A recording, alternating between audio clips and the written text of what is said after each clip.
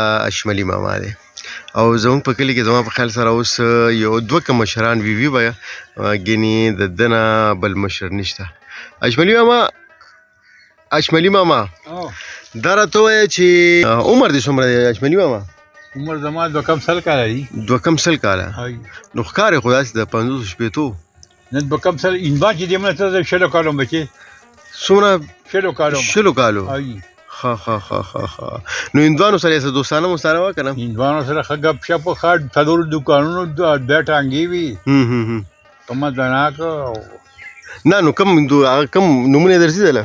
دا ټول راځي. څه نومونه وو؟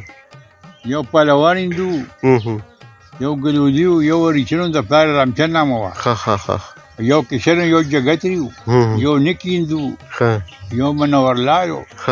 دا ټول نامې راځي. دوی به څه کول دلته؟ دلته خو دوکانونه کول، دا هر کار به یې کول، دا غریب مالې به یې اخېستې، شولې مولې به یې اخېستې، او څلورو دوکانونو 2 ټانګې به یې چلېدې. نو ټانګې د مسلمان دوه هندوانو وې پخوا زموږ په کلي کې. نو دا دې ځای نه به څه به یې کول؟ سورلی مرلی به یې وړې که نه؟ هندوان یې سورلی پېښور ته. او خلک به وایي پېښور ته پیدل تلل، نو دا رښتیا دي؟ پخواني مشران چې وو، هغوی به د یوې پورې تلل محمد خان صاحب جومات ته، سر به روانېده، بس هلته به لمانځه تلل، جمعې لمونځ له، او بیا به ماسپښین مازدیګر را رسېده. خو پخوا سادګي ډېره زیاته وه اشملي ماما، او وایي چې ایمانداري هم ډېره زیاته وه، خو لمونځونه ډېر زیات کم وو. دا رښتیا دي؟ لمونځونه خو نه کېده، خدای راسي که داسې لمونځونه کېده. څوک لمانځه نه تلل؟ نه په دې کې به یو کس به کور ته لګي، بس کار خوړلي وو، کارونه به یې کویول، لمونځ به یې نه کوو. او چې ملته به روټۍ راغله نو به ګوتې متې به یې نه وینځلې. دغه ښه و، یعنې اصلیتونه یې ښه وو. وړې کې د شملې پیاز غوټه روټۍ وه، نو اصلیت یې ښه جوار روټۍ وه.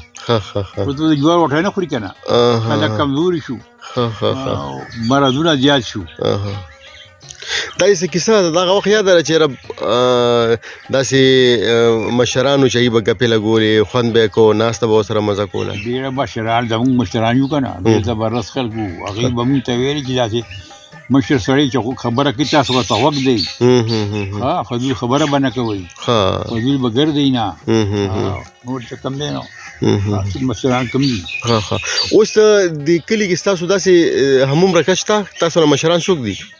ما نه به یو کس مشر دی، دا د کلي اعظم مالک دی بس. او کلي کې د نه بل څوک مشر نشته؟ نو عمر خو ستاسو 2 سل کاله نه ښکارېده. ما پوره 2 سل هندوانو چې تله که نه، زه 60 کالو هم بچې. نه نو څه خوراک مرک، څه خوراک د دې راز سره یې چېرې دا او د 2 سلو کالو یو بیا هم ماشاءالله چې کوم دی اوس هم موږ نه ښیي. زما د کال 12 میاشتې بچې، د شپې زه پی خورم، کله روټۍ خورم، کله نه بس پیس کړم پیس کې، او د غرمې بس کار اخیستل کاري بس زما خوراکه دا ده چې زامنو نه مې تپوس وکړه توری، کدو، او بس دا زما خوراکه ده، بل شی نه خورم. پخواني خلک دې یادېږي ځکه چې هغه وخت کې او دې دور کې چې کوم دی ډېر زیات فرق دی، د خلکو کې ډېر زیات فرق دی، بدلون راغلی دی. هغه خلک دې یادېږي هغه ماحول دې خوښ دی که دغه ماحول دې اوس دې سره عادت شوی؟ پخوانی ماحول زما خوښ دی، هغه زما د هغې پسې خفه ډېر زیات یم. اوس دا خلک نه ناپوهه دي، خبره نه مني لکه که نه. پخوا به پیلې ښځې ګرځېدې، اوس ارامتوبونه دي که نه. ټول به یو بل ته خور په شان او میندو په شان کتل. بلکل به لوبې به کېدې، ټول د دې اریانې په ډېره باندې ریس و پخوا، د دغه فرنګیانو هر اتوار به ریس کېدو. ستاسو د دې هغه وخت کې هندوان یې مړه د 6 کالو ستا نیکه ښه 6 ستاسو پلارانو او ستاسو ترونو ودونه نه کړي، شیر ماما هم نه کړی، نه رمضان ماما. آیا ته یاد شي؟ صحیح. او چې دې ملک دلته به انګریزان څه له راتله؟ بیا خو تاسو به یې لیدلي به څه کول دلته؟ دلته به انګریزان دې ملک ته راتله که نه؟ دلته به انګریز نه، دا میمان یې په اسونو باندې سورۍ وي، او ځینې به په 400 ځنګل تر بینخا ملک نه اخېستو، نو به دا یو لاری به سپي ورسره وو، دا سره برګه به دې اډه به یې غورځولو مانځه وخت، او ګوګو به چې به د رحمان ګل پلار پاس باندې سور شو، چې موږ ګاډۍ ته ولاړو، نو بدی به دا ډبلې نه دي دوی دا ډبلې به چک به وشو بیا غورځولي او بس ترماس کې بچي په ګلاس کې به واچوله موږ دا ډبلې راغشي خوړی وو یا دیو خبره ده کنه او بیا تیو کالو تقریبا خبره ده صحیح دا عمل خوشی کنه په شاه محمد ګړای به مال بس کې پسی دونه د شته د خپل مخلوق کوم اوس ټول کورونه شو بس اوس کله چې شپږ ځامن شپږ کور شو بالکل دا د خبره نه دی د پلان نه مني اخر وخت شو قسم په چوغادای ولې نه کړي استاد ویری او چې واځي کو دشمن دی اصل کې ښه کار دی سره کړي خو بیا وي خمک او بد نشته کنه نه مانی الله کمنی ولا کار سره کینیم او په خوا بس او په خوا شپږه تا ته رونه بو دا غیب بچیو یو ځای بوچې دا به محسوسي کېدل نه یو ځای بناستو په خوده یقین کی تاسو هغه او ترنه کیو هغه به د شپې کندلو کړو او سره یو ځای روان جګړه وکړه ایو بل نه بورانتله لکه به سنو نه په دې یقین کو دا غاڼه به ګرځې دي د درځو این بار ودا جړ ګلاسونه ورو ناوی ته به مانزو خونی وو په پاسه ترالین نه چوری کو بس کړ